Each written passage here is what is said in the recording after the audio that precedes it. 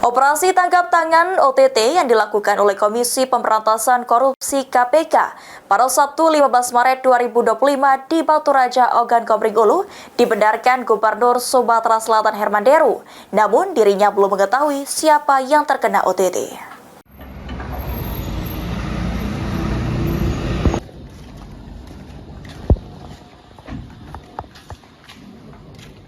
Operasi tangkap tangan atau OTT yang dilakukan oleh Komisi Pemberantas Korupsi Sabtu 15 Maret 2025 di Batu Raja, Oku dibenarkan Gubernur Sumatera Selatan.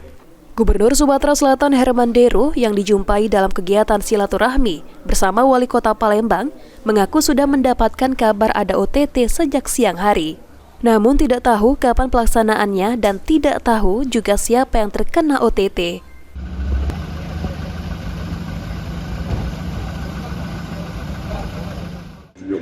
OTT di Oku Pak, sore tadi Pak kejadiannya Pak, ada 5 orang yang ketangkep, salah satunya adalah pejabat. Bukan sore tadi, siang tadi apa bergambar tapi tidak tahu pelaksanaannya. Oke, gimana itu Pak?